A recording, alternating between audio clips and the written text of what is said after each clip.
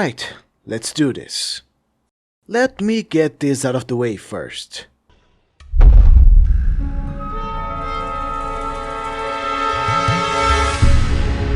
Jurassic Park is my favorite movie of all time. That's not a bold statement. It's a film that is probably in the first place on a lot of people's favorite movies of all time lists. It's also no novelty that this film is highly influential, being constantly referenced in pop culture, inspiring movies and filmmakers for years to come, myself included.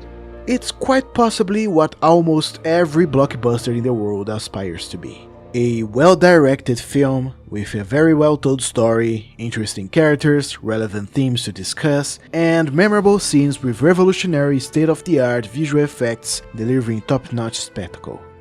And yet, many never managed to reach that level of both quality and importance. Not even its inevitable 5 sequels, with another one currently in theaters. All of these sequels, albeit being mostly tremendous box office successes, are notorious for not coming even close to matching their original success, which by itself set a pretty damn high bar to reach, and few blockbusters even try doing so. To a lot of people, the level of quality got lower and lower with each sequel, which inserted them into the soulless cash grab category, giving Hollywood studios a lot of money by having the Jurassic brand slapped on them for simply existing, which isn't at all far from the truth, honestly. And also to a lot of people, especially among fans, such as myself, those levels feel more like a pretty rocky roller coaster than a descent straight into hell. To me, Jurassic Park is the only excellent movie in the franchise, but I really enjoyed The Lost World and the short film Battle at Big Rock, even if I recognize both of them have their share of problems. I find that Jurassic World and Jurassic World Fallen Kingdom are fine. They have a lot of issues that I can't help but notice every time I watch them, bothering me like an annoying itch until the credits roll. I don't think Jurassic Park 3 is a good movie, but I find it quite harmless and I still have some enjoyment watching it. And then there's Jurassic World Dominion, which left me so emotionally broken and disappointed that it led me through an introspective journey of disillusionment about movies and Hollywood as a whole, which completely changed the way I see filmmaking. Believe me, I wish I was joking. Nothing in this world will ever recover the time I spent defending that movie before it came out, getting into stupid arguments with random people on the internet and annoying everyone I knew about how excited I was for it. At any rate, that disappointment was actually a good thing, because it opened my mind to the criticisms a lot of people have towards these movies, which in turn helped me to analyze them through different lenses, notice things I refused to while I was blinded by fan bias, acknowledge their flaws, and still manage to enjoy them for what they are, but now with much more awareness than before. I used to be that sort of annoying fan who isn't exactly toxic, but that didn't take exactly well the notion of people having issues with the movies I enjoyed, never once admitting their noticeable flaws and always defending them with nails and teeth. As if a multi-million-dollar franchise ever needed some sort of defense in the first place. What is it gonna do? Pat me in the back for arguing with a random Twitter user called Destroyer100 about how Jurassic World Dominion is actually gonna surprise everyone about how good it will be? It does make you think about how weird the whole idea is, because it is weird to dedicate your time, sanity, and feelings to something that is essentially viewed and treated solely as a commercial product by those who financed it. And like, yeah, art is a product, and most Hollywood movies are financed with the commercial notion in mind first, but I can't shake the feeling that I spent more time than I should on something that surely doesn't need my defense, and most surely won't be affected by any criticism, especially with so much money involved.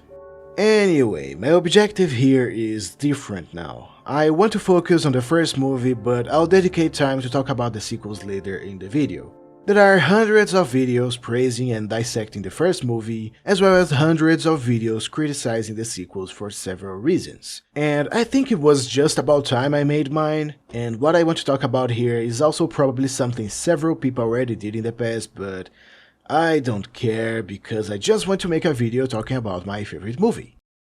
So, a lot of people have their takes on why the first movie remains unbeatable while its sequels, although increasing their scope and improving on their technical aspects and quantity of set pieces, never quite managed to reach a closer level of quality. To most, and probably the most obvious answer, is that they leave a lot to be desired narratively. Like I said, I'll delve into that later, but yes, that is true. The sequels are very focused on building up to big and elaborate set pieces at the expense of more coherent and well-structured narratives, which often results in their failure to meet the high standards set by the first movie. But it's not only that. The first movie has much more going for it than a lot of us give it credit for. Jurassic Park is beyond the concept of a theme park with real living dinosaurs gone wrong. Most of us already acknowledge the thematic implications and discussions within the story and how increasingly relevant it becomes as time passes. I'm of course talking about the themes of humanity's hubris to use science and technology created by it to make progress for the sake of progress, immorally and irresponsibly, as a means to control nature and life itself without thinking about the consequences this might bring not only to the world, but to humanity.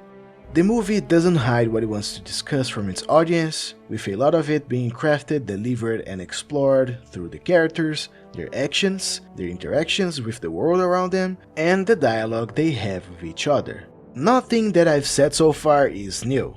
Critics, audiences, fans, YouTubers, everyone and their mothers have already talked about how the themes resonate closer to our reality than we think, which in turn makes the movie feel more realistic and believable. However, the core message passed on by the first film is also present in every one of the sequels in some shape or form, and still, they get consistently more unrealistic and less believable with each movie. So why is that a thing? I can tell you that it doesn't have a lot to do with the presence of hybrids and mutants as many say. So watch until the end, I'll let you know the answer.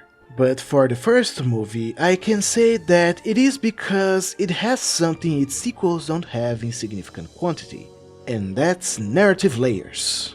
The first film is filled with layers upon layers of storytelling that add more depth, meaning, and texture to every element of the narrative. From the themes to the concept of the story itself to the characters and the subtext that surrounds the whole text. Things that the more you think about, the more they connect, and the more specific things make even more sense than before. Of course, discussing said things could be deemed as subjective, mere interpretations of what's being shown to us through the screen, especially when certain elements weren't in the author's intention to be interpreted and dissected in more thoughtful ways. However, the concept of the death of the author is very real, and it already happened when Jurassic Park was adapted from a novel to a movie. Although the movie is generally faithful to the novel, their priorities are pretty different. For being a literary form, the novels, of course, could delve deeper into their themes in ways the movies could not, especially when being designed to become blockbuster hits. But that doesn't mean a movie adaptation cannot have its fair share of substance conversating with its style. It all comes down to how all of that is expressed through the narrative medium. One of the most discussed and pointed out elements of thematic exploration through the film comes from the characters of Ian Malcolm and John Hammond. On the surface, it's clear that they have contrasting views from each other. Dr. Malcolm, although certainly impressed by the dinosaurs and technology from Jurassic Park, is very skeptical about this revolutionary achievement and is also very aware of the consequences it might bring. John Hammond, on the other hand, sees things on the bright side. He's a man of progress and power, as well as a positive person with infectious enthusiasm who wants to make his dreams and imagination come true. However, he does so without thinking about the consequences and responsibilities resulting from that. These aspects and ideas are not only explored through their dialogue with other characters and their actions, which move the plot forward, but also through their characterization. It was purposefully made to have Dr. Malcolm wear entirely black to more explicitly express his leery perspective on the whole situation, including his sunglasses, objects that, besides giving you a lot of rays. Protect your eyes from the sun's blinding light when looked directly. Meanwhile, Mr. Hammond wears white all the time, which highlights a certain purity in his feelings, childlike wonder and excitement towards the things he's made, as well as his enthusiastic personality. Although he wears transparent glasses due to Richard Attenborough's age eyesight issues, having Dr. Malcolm wearing dark glasses while he wears transparent ones could be interpreted within the movie as a lack of filter over Hammond's views. He lets all the bright beauty of his dream shine on his eyes, blinding him from perceiving the illusion that hides horror behind it. So much so that having him realize that illusion is one of the main character arcs present in Jurassic Park. But let's dive a little bit deeper into this character and the symbols surrounding him. Hammond, for most of the movie, despite his pleasant personality, demonstrates sheer indifference towards everything that has nothing to do with or gets in the way of his dream. Not only towards the consequence of his actions, but also the world around him, people, specifically the working class, and reality itself.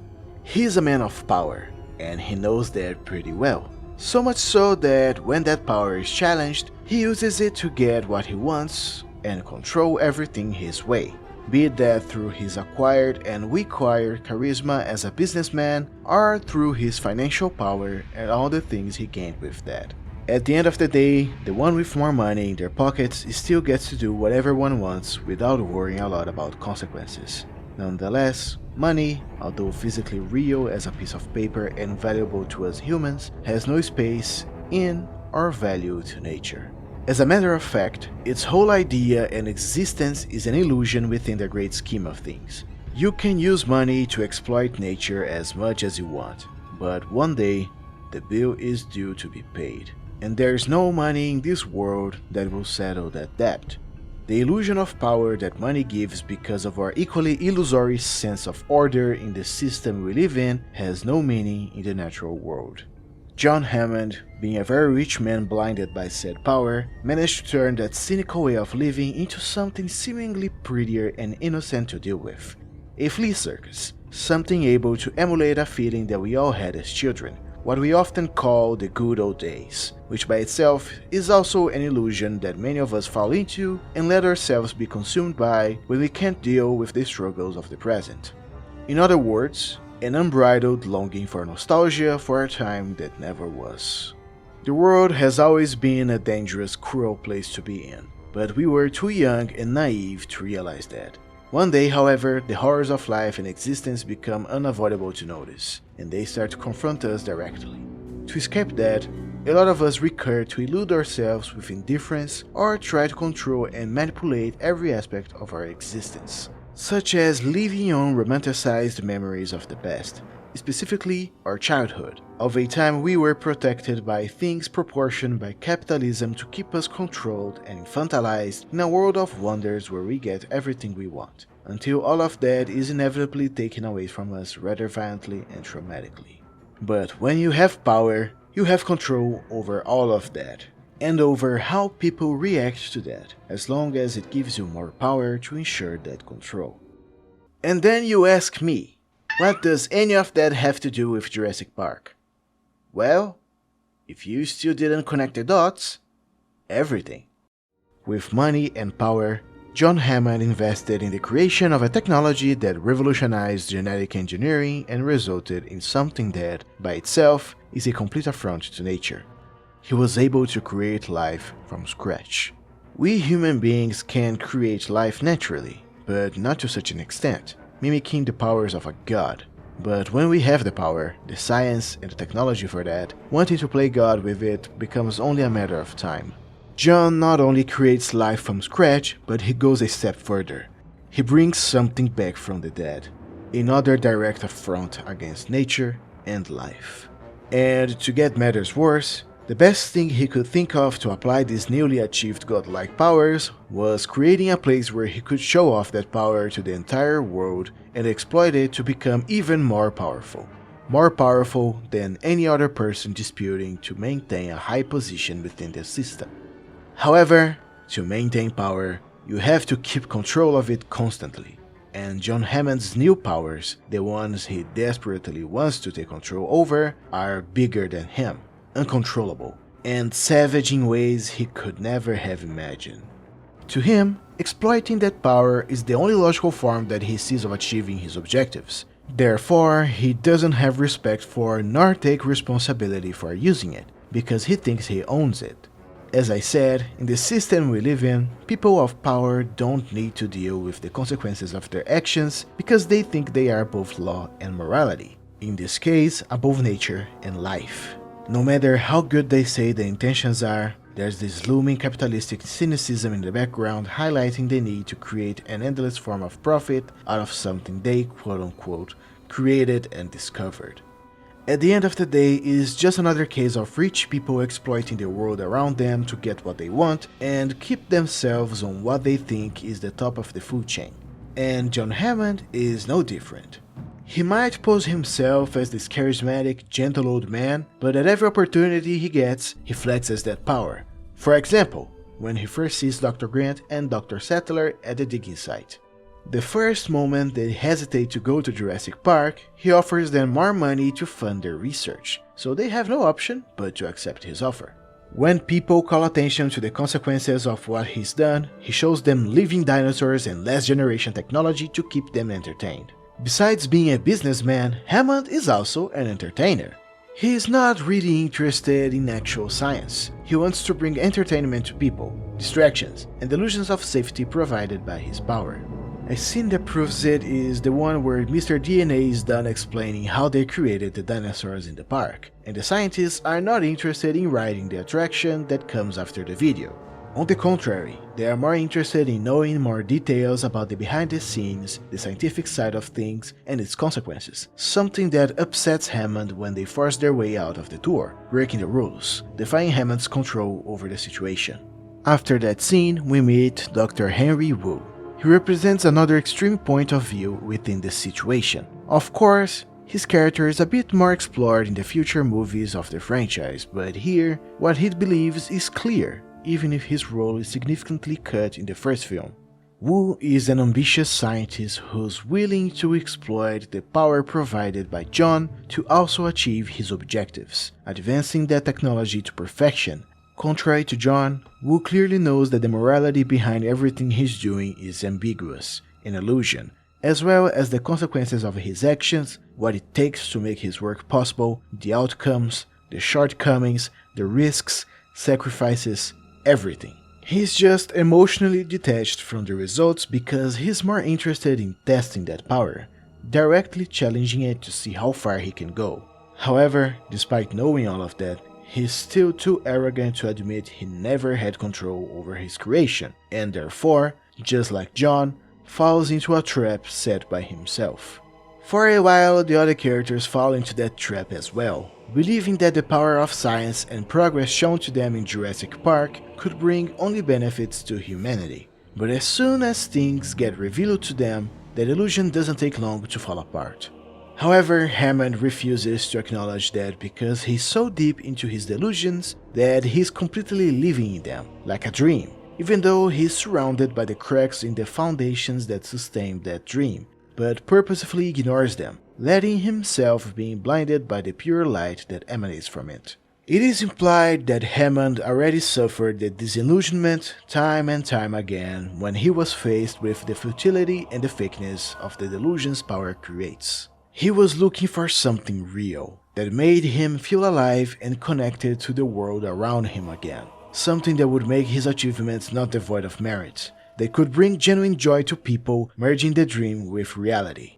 Nevertheless, the only way he knew how to do it was by selling that dream to people in large quantities, more as a product rather than a sincere emotional experience to be had, even though he refused to see it that way.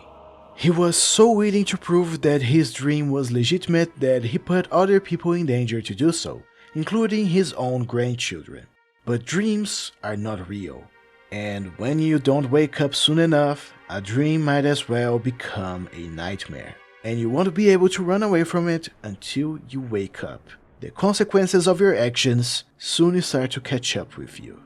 Jurassic Park was barely being kept together. Despite the beautiful dinosaurs he created and the cutting-edge technology that was used to maintain control over everything, all was on the brink of collapse, destined to be a failure from the start. The structures weren't all completely done yet. The computer system that controlled the entire park was malfunctioning. The employees who ran it weren't well paid enough.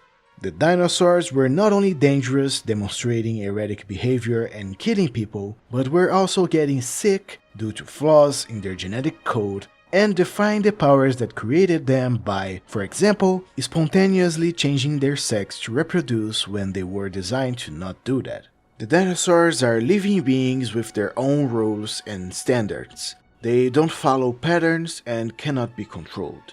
They are animals, the physical manifestation of nature, of that power Hammond desires so much to control, but ultimately fails to do so. But to finally fall, Jurassic Park didn't need the dinosaurs. All it needed was an underpaid employee and a storm.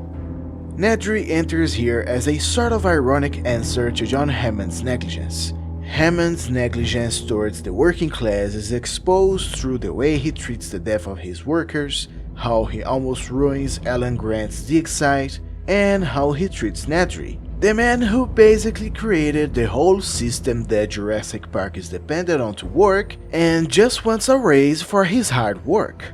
Of course one day they would go back to him with a punch. Now don't get me wrong, Nedry is a cynical, greedy man. He's not sabotaging John Hammond's park because of the destructive consequences it might bring to the environment or to society, but because he also wants a taste of that power. Nedry doesn't care about his fellow workers. He only cares about himself and what benefits he can get from also exploiting that power that oppresses him whilst being indifferent towards the consequences of his actions. It's not a matter of justice, of who's right or wrong, winning, losing, living or dying, just of who is paying more. He tries to exploit Hammond's dream and taste a bit of that uncontrollable power, and his reward, being blinded by his own greed. While a storm is an embodiment of how uncontrollable nature is, that makes it clear that most of the failures that led to Jurassic Park's downfall were a result of John Hammond's negligence and indifference because of the illusion he chose to put himself in to deal with the horrors of reality, without realizing he was proliferating them himself. Of course, things spiral out of control into complete chaos. There's no human systematic order in nature, because it is in a constant chaotic state, which is paradoxically its state of stability, a perfect equilibrium, something that we, human beings, consider as solely chaos.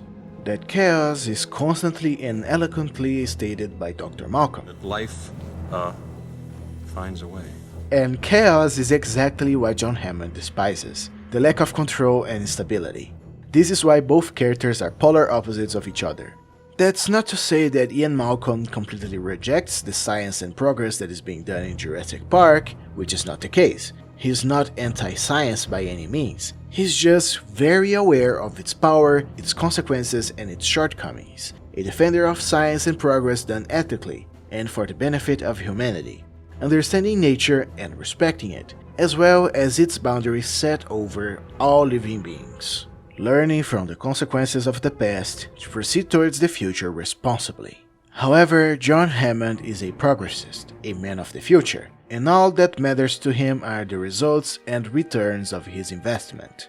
He uses science as a piece of entertainment, an attraction for a theme park, not something that can define the state of the world. Progress for the sake of progress, discovery for the sake of discovery, novelty for the sake of novelty.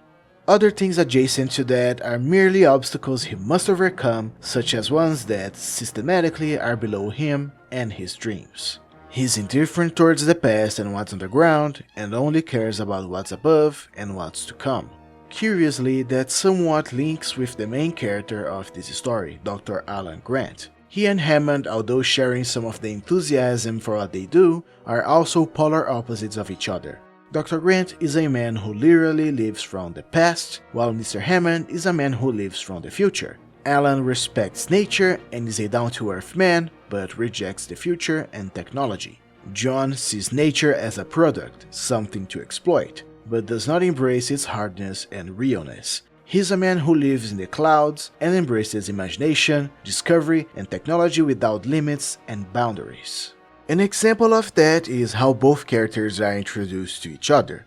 The movie quickly presents us with the kind of man Alan Grant is, what he likes, and what he rejects. He likes simple, grounded things, a down-to-earth, no-bullshit materialistic man.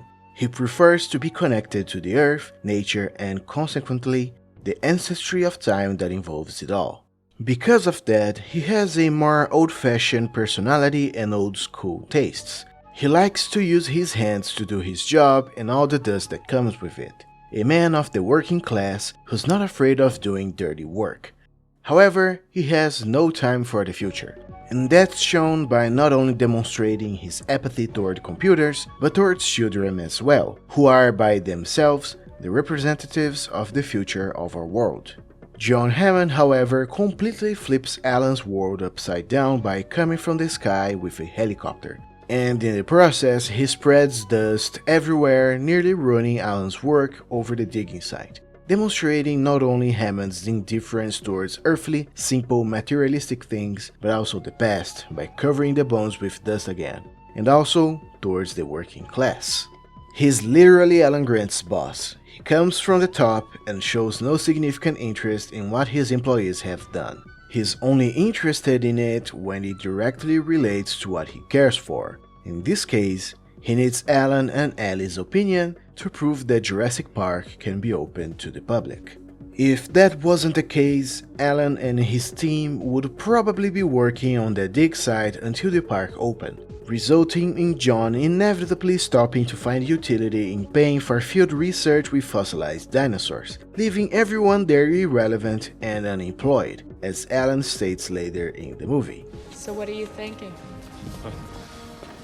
We're out of a job. Hammond demonstrates that he loves children, who are, as I said, representatives of the future of our world. Mix that with the fact that Hammond longs for nostalgia, the good old days that children seemingly and constantly live in, and shows childlike wonder, imagination, and enthusiasm towards his project. And it becomes clear that Hammond sees himself and his dream as something pure, that surpasses the materialistic rawness of reality, even though he desperately craves for something that, as he says, is real, that can be felt and touched.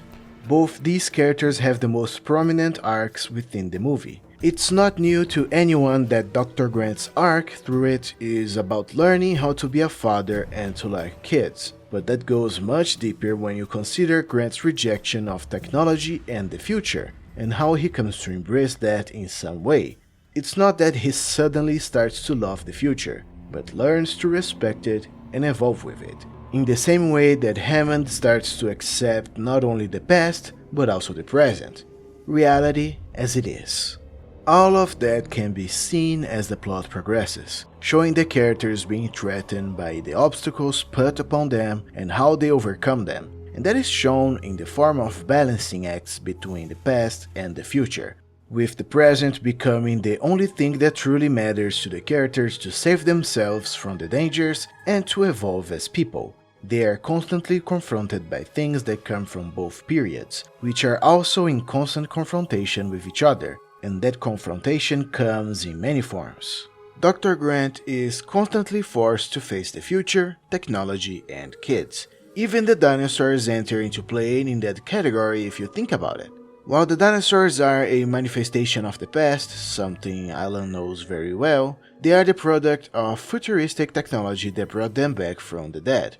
To survive, Grant, as well as every other character in this movie, needs technology. While the progress made irresponsibly can bring our destruction, the products of it that are actually useful to humanity for survival save them from certain death. But it is also what puts them in danger. For instance, although the cars are what protect the kids from getting instantly killed by the Tyrannosaur, it is also what almost kills them. Same thing with the electric fences. They work to keep the dinosaurs from escaping, but when Nedry turns them off, they are as good as nothing. And later in the film, when they are turned on again, they almost kill Timmy. They all have guns, but they are barely used. And when they are, the characters who actually use them don't know how to do it. There is no doubt that the dinosaurs are confrontational forces against immoral scientific and technological progress. However, they are not the only ones who confront the main characters about something. Ellie Sattler is also another confrontational force in this movie, balancing both notions of reality between the different points of view in this situation. She lives in the present and is willing to accept both the past and the future, but she knows how to morally traverse between their ideas. She's the one who confronts Alan about his fear of the future, and also the one who confronts Hammond about his nostalgic delusions about using the future to explore the past. Ellie also confronts conformity by challenging masculinity in a man-dominated environment. Although the other characters listen and validate her opinions, there are moments when her capacity is underestimated and her body desired by one very lascivious Ian Malcolm.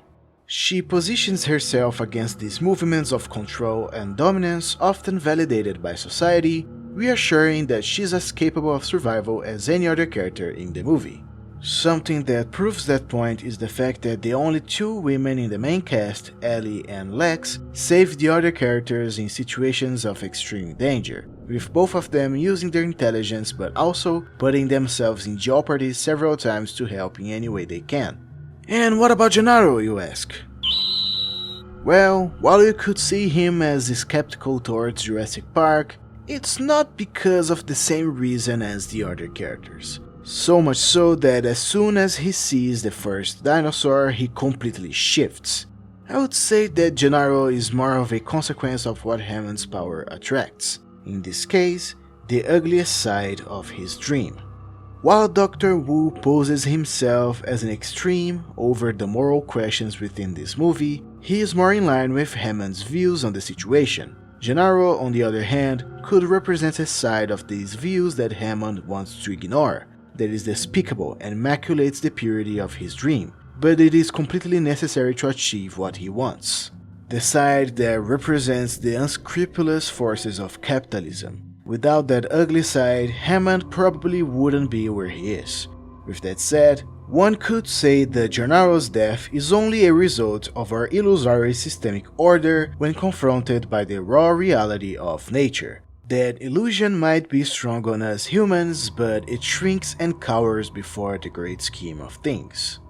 As I was recording this, I came across the fact that I had forgotten to mention Hey Arnold and Robert Muldoon. They also add some interesting layers to this story on how they fulfill their roles in the narrative.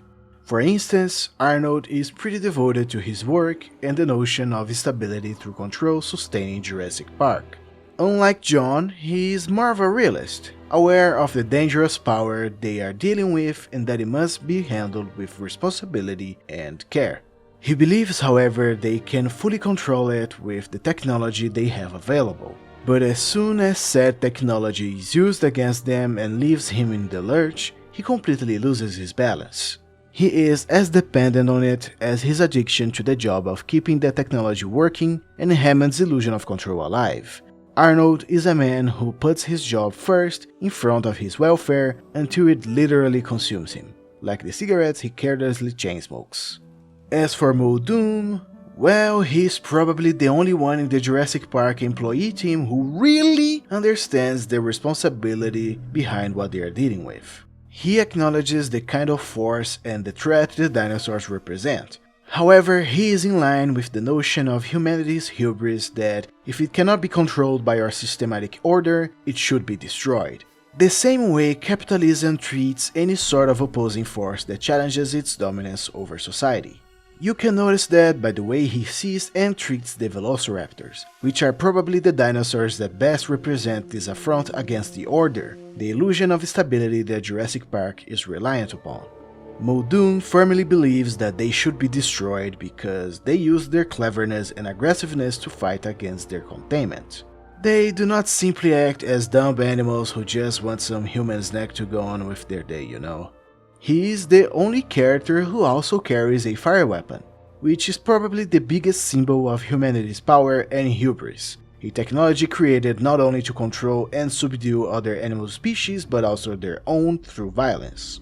Although its existence could surely be used for self-defense against death in such desperate situations of survival, Its purpose there is less that and more to be used as an instrument to impose authority and discipline over the animals that exist there.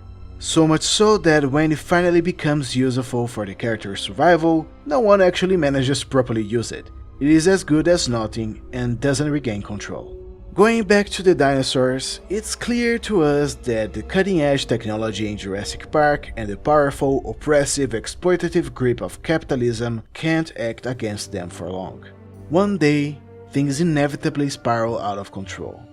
Although the dinosaurs in the park were created by technology, they still serve as physical manifestations of the past, personifications of the forces of nature and its chaotic systems, behaving based on their primitive survival instincts, which are timeless and amoral, going against human-made rules and patterns. As I said, our sense of systematic order is an illusion and has no meaning to nature. And since most of our technological advancements were made to maintain that illusion, which by consequence strayed us away from nature and from the need to completely use our survival instincts, the dinosaurs, which we rely on them to survive, completely dismantle and destroy it to the ground without hesitation or remorse, even when held back by it circumstantially. The dinosaurs are certainly the main attraction from both the theme park and the movie, but they are far from being solely that. They add even more layers to the characters and their arcs, as well as the thematic discussions that exist in the narrative. And although the sequels have their share of meanings and messages, they don't come even close to being as deep and layered as the first one. They try, but are constantly held back by their lack of focus on character and consistent storytelling. Each sequel to Jurassic Park has its own set of problems, but all of them have something in common that I think is the root of the whole issue.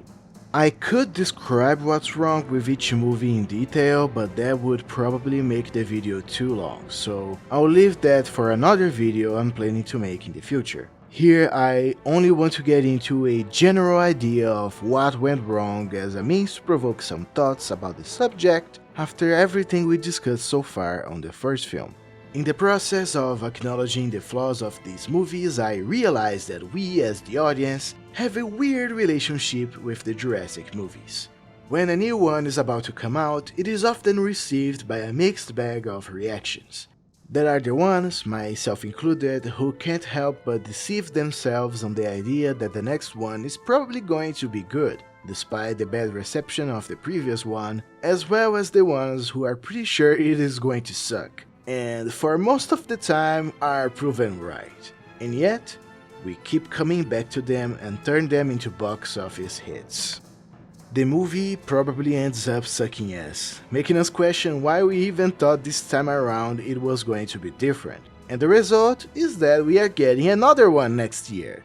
We are stuck in this loop, and it's our own fault, because it seems like we can't help but go back to these movies, just like the characters who keep coming back to these islands over and over again. More on that soon. There are several reasons to explain that, and people secretly enjoying these movies is definitely not one of them. They may go back to them out of curiosity for what direction the series is going, or because of the social pressure to watch the new big thing everyone is watching, or people just like to see dinosaurs doing their thing.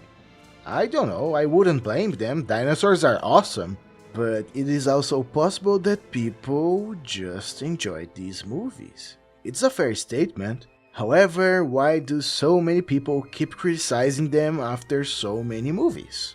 And no, we all know this isn't a case of people being loud on the internet. The bad reception for the Jurassic Park sequels has been around long before social media was even a thing. People used to read reviews and, actually respect the critics when they disagreed with them.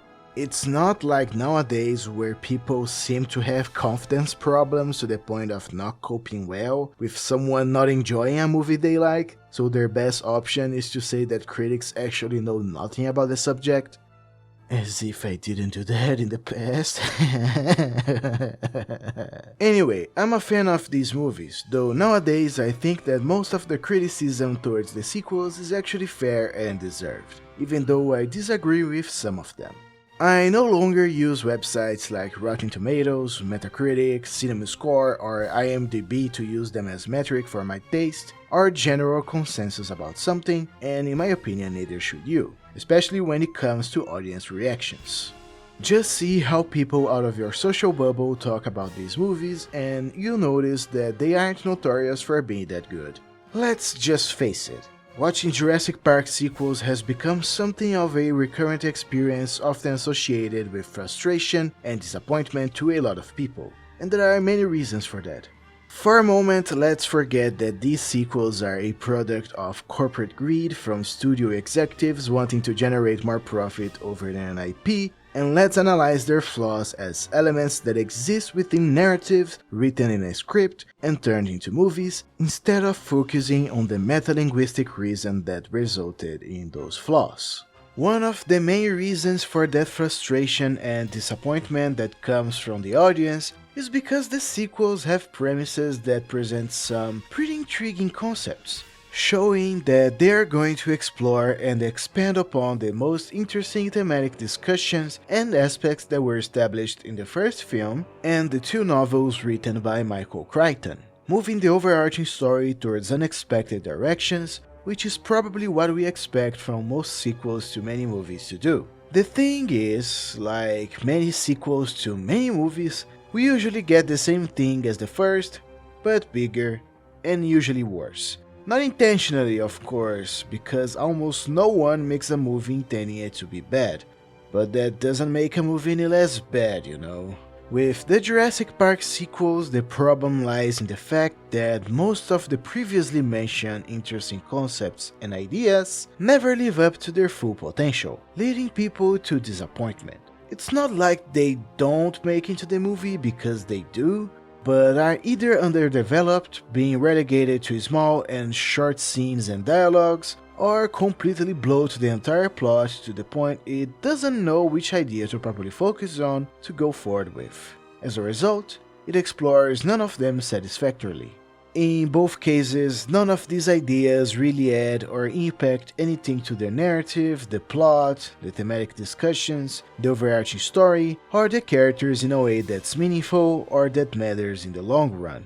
And that mostly happens because after the first movie, the focus of its sequels became mostly relegated to spectacle rather than narrative, thematic, and character exploration, an issue that's pretty common among sequels in general. As I said, you get the same thing as the first, but bigger. Bigger set pieces, bigger and longer action scenes, louder sounds, better visual effects, a larger scope, and more people in the cast. While there is no problem in wanting a continuation that surpasses the original creation, studio executives, producers, and co tend to learn the wrong lessons from the success of something. They rarely see the full picture, only the paint that represents the superficial layer of an artistic piece and its worth in dollars. For that reason, it feels like the only other justification for the existence of these sequels, besides making tons of money, is to have an excuse to make several specific ideas for big action set pieces exist. Said set pieces might be cool to watch, but since most of the focus and creative efforts are put into them, it doesn't leave a lot of room for anything really relevant or meaningful to be fully developed. Consequently, brand new ideas, characters, and concepts are not as fleshed out as they could have been.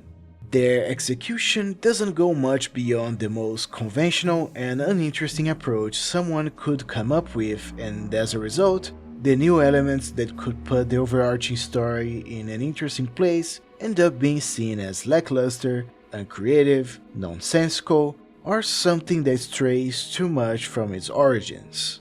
Pile that up with fragile narrative structures, filled with repetitive plot beats and tropes convolutedly tied together, characters that's stale in comparison to the original ones, and a constant need to insert nostalgia bait to keep your attention.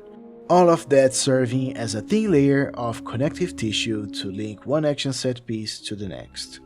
Due to the lack of emotional connectivity to the most important elements of a story, these set pieces end up not only feeling undeserved and underwhelming to witness, but also falling into inevitable repetitiveness.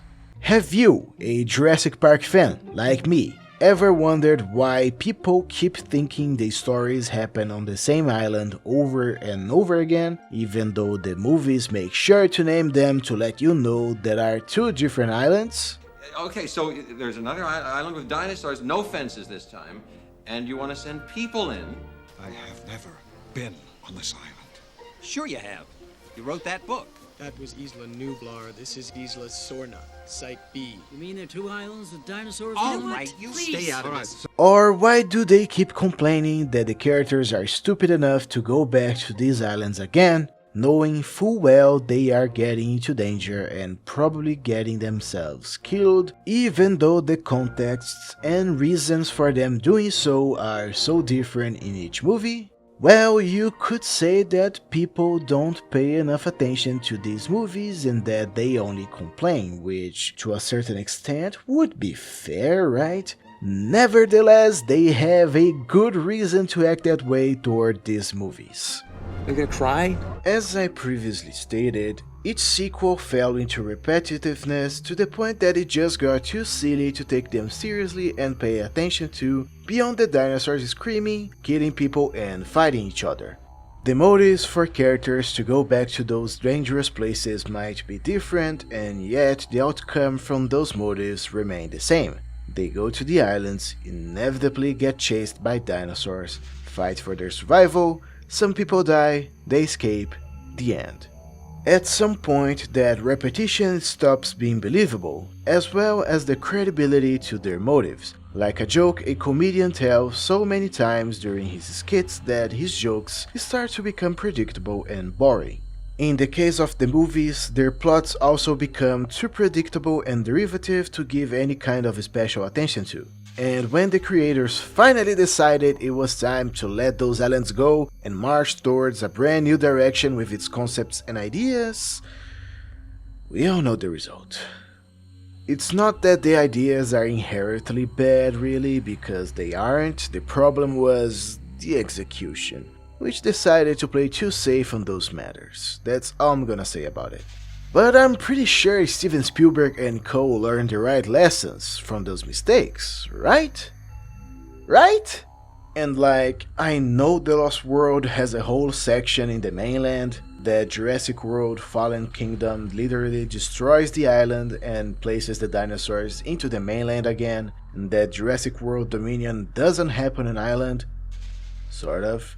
But they all have their particular set of issues that sustain that point of repetitiveness in them as well. Maybe not as much in The Lost World because it is the second movie, but definitely in the ones that came after it.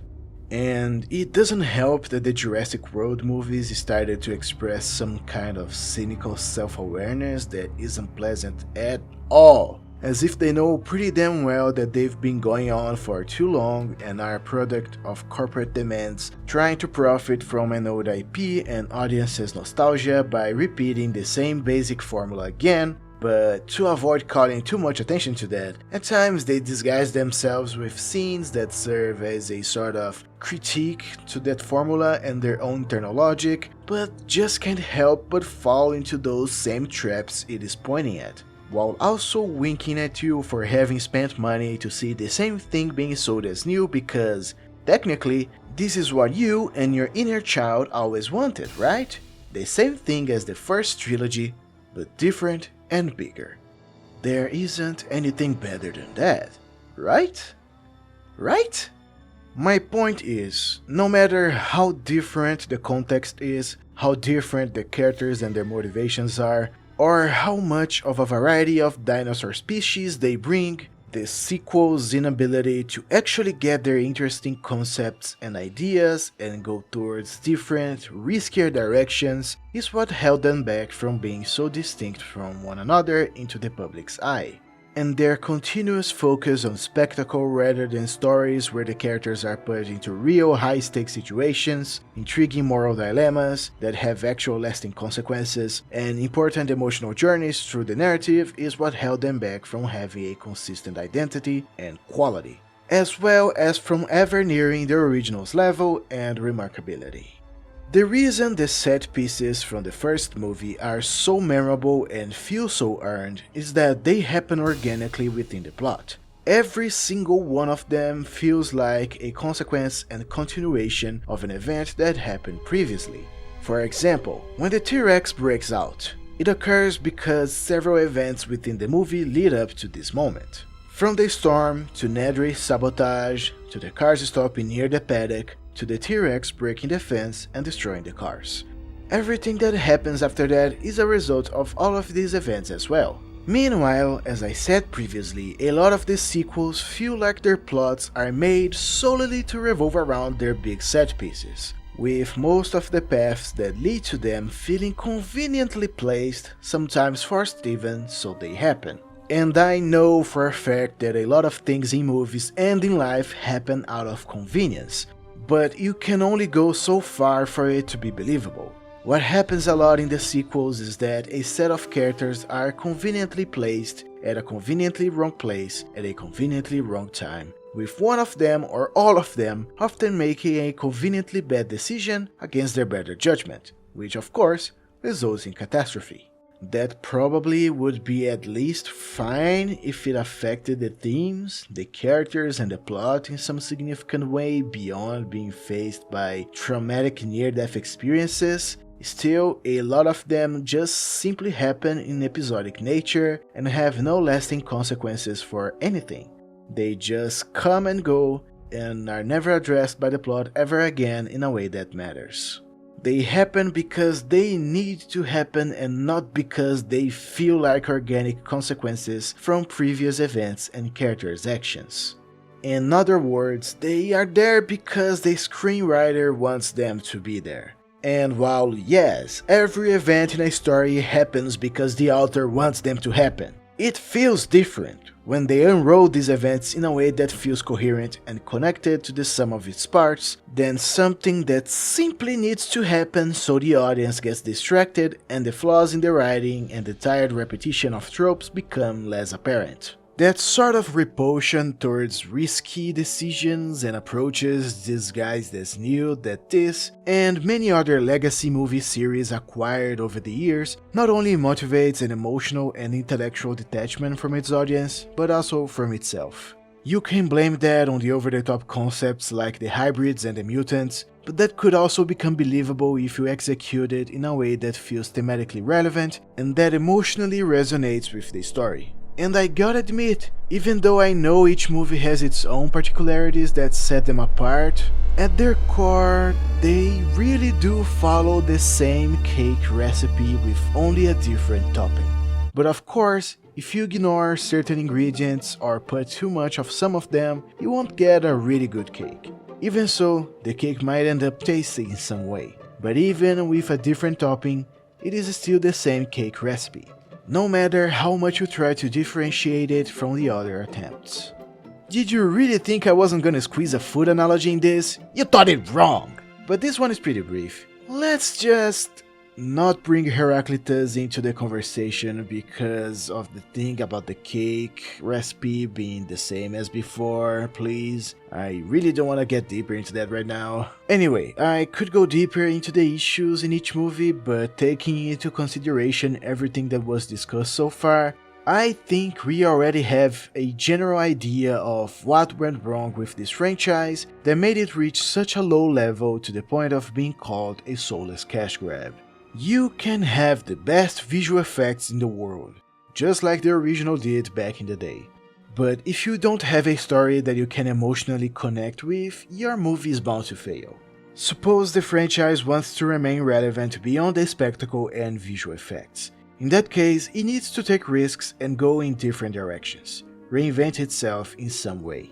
I'm not saying that it should be something completely different than it is. Still, it demands some changes, confidence in its new ideas, an expansion upon the themes it established with each movie, repurposing them in a way that feels significant, inserting a breath of fresh air in a story that feels rather tired to exist, but it is constantly being revived to generate more money to big movie studios, just like the dinosaurs that keep getting cloned. It should be more like Dr. Grant and Mr. Hammond at the end of the first movie, leaving the past behind and facing the future, evolving, like the birds we see outside of the helicopter, leaving behind their ancestors, flying towards a brand new horizon in the future, but never forgetting where they came from, their core identity. But in my opinion, there should have been only one movie, but since that's not the case, let's move on. I know that to some, the spectacle is enough, and I don't judge you. If you think that as long as you're having fun it is good, then fine, you are entitled to that. However, I believe that we, as the audience, deserve better. Escapism can only go so far, but solely escapism doesn't lead anywhere far from reality for a long time. No one can escape from life forever, even in sporadic doses that soon start to become too recurrent to pay attention to. So, a piece of art that, despite being escapist, reflects on our reality and existence as human beings, helps us deal with said reality way more effectively and memorably than something that has nothing to say and that makes us forget about the world for a couple of hours just so we forget about it as soon as it is over, only to inevitably go back to facing the daily pain that is living in it, but without any knowledge, thought, or reassurance about anything we go through. There's no such thing as turning your brain off to enjoy something. If you enjoy something, you don't just numbly watch that something until it is over. You are a living being capable of thought, reflection, questioning, and making decisions about what is good for you or not. And because of that, I also believe that you are perfectly capable of demanding more from life and art, capable of experiencing something that challenges your thoughts, your emotions, your tastes, and your worldview of things, not just accepting anything they throw at you without at least thinking about it. That doesn't mean you can't enjoy things that don't demand a lot of your intellect. I myself enjoy a lot of stuff that is considered dumb by many, but I believe that you can enjoy that as well as things that make you think and challenge you as a person. Just don't live and enjoy stuff in auto mode, and you'll get better things from the world. That's what I mean. Even though that doesn't necessarily mean better movies, but in this case, that as well. Anyway, I didn't intend to get all philosophical all of the sudden, but here we are. Well, that was it. My original plan for this was to make a very long video where I fixed each Jurassic Park sequel, something inspired by a Patrick H. Willems video where he fixes the Matrix sequels as a creative exercise without changing a lot of the original vision for each movie. I had that same plan in mind, but as soon as I realized I was spending weeks on that trying to come up with solutions, I just gave up because I thought I had better and more important things to do than worrying too much about that at the moment. I will definitely try that again in the future, after rewatching Rebirth of course, because I want to get a little bit deeper into the subject and explain what I think about each sequel in more detail. For now, I think I've talked enough about the first movie and why the sequels went wrong. I guess that after Rebirth, the idea of fixing the franchise will be easier to come up with than just grabbing material from trailers and other stuff and inserting them into my logic. And in case you're wondering what I thought about Jurassic World Rebirth, I'll talk about it briefly. As I'm recording this, the script for the entirety of this video was written and recorded before the movie came out. My plan was to finish it before it was released, but life happened and I couldn't do it in time. So now, here are my honest thoughts about Jurassic World Rebirth. Well, I didn't really like it. It's not by any means a bad movie, but it's also not a really good one. The movie looks really good, the CGI is mostly great, the action scenes are fun to watch, the movie is not boring, some sequences are a bit intense and suspenseful, and the characters are interesting to some extent, but that's about it. I didn't really care or feel emotionally connected or invested in anything or anyone, and when it was over, I also didn't feel anything. And that's because every problem I described in this video is present in this movie. Which is kinda sad because the script constantly demonstrates lapses of something great lurking beneath the surface, but it's never allowed to explore that potential fully, because it's also constantly being held back by safe decisions that make the movie rather predictable and by the numbers. There are moments in the first act where the characters spend some time talking and getting to know each other, but none of that becomes really relevant to the narrative once it gets moving. Their personalities and backstories don't really add anything significant to the plot to the point that these elements actually define their actions and the course of events. And none of them really go through a sort of emotional journey as the movie progresses. Maybe except for Zora, but her change in character and outcome of that was pretty obvious from the start, and nothing significant in the movie really happens to motivate that change. It's just Loomis telling her that they should do the right thing on repeat. Beyond that, it's a movie that just jumps from set piece to set piece constantly. Any opportunity it had to flesh out its characters more through and between those is just ignored and never addressed again in a way that matters or that affects things in some way. And there's also not a lot of build up towards anything. Things just sort of happen, they come and go, and that's it until the movie is over. It adds nothing to the franchise, and it's simply a movie that exists and doesn't leave any real lasting emotional impressions because it just doesn't spend enough time investing and properly developing the main elements that could lead to a more emotionally fulfilling experience. This movie reminded me a lot of Jurassic Park 3. Both are pretty simple and straightforward, have no really big aspirations, don't really add anything that matters to the overarching story, and are movies that just exist to make tons of money.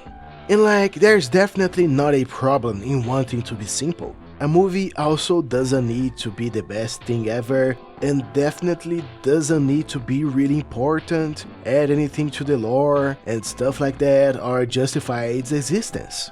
But come on man, this is the 7th installment of a multi-million-dollar franchise. Are we really just going back in circles over and over again?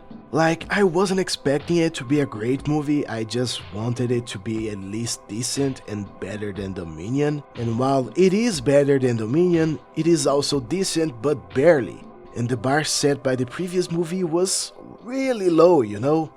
You can have a straightforward and simple narrative, but that doesn't keep you from having a better script that fleshes its characters and themes out more. It's a very auto mode kind of movie. At least Jurassic Park 3 was short. This is the second longest movie in the franchise. It definitely had the time to invest in its characters and make the events of the plot emotionally resonate with them in a way that mattered and defined the course of the narrative. With time, Rebirth will probably grow on me, but I don't feel it's going to be a lot. I can surely see people enjoying this movie for what it is, and that's fine. I wish I had enjoyed it as much as other people, but I don't know. My standards changed a lot over the years, especially after Dominion. I have many more thoughts about Rebirth, but I wanted to be more brief than I'm being right now, so I'll just leave it here. And also, I did a new short horror movie. So why don't you check that out and tell me your thoughts about it, huh? It was my first short film working with a budget, even though it wasn't a large one, and I'm happy with what we achieved within our limitations. It is in Portuguese, so if you don't speak Portuguese, well, activate your subtitles. It's not gonna hurt your brain to read a little bit, it doesn't even have a lot of dialogue in it. So this is where I leave. Don't forget to subscribe to the channel, leave a like, and comment what you think. Thank you so much for watching guys. I'll see you in the next one. Bye!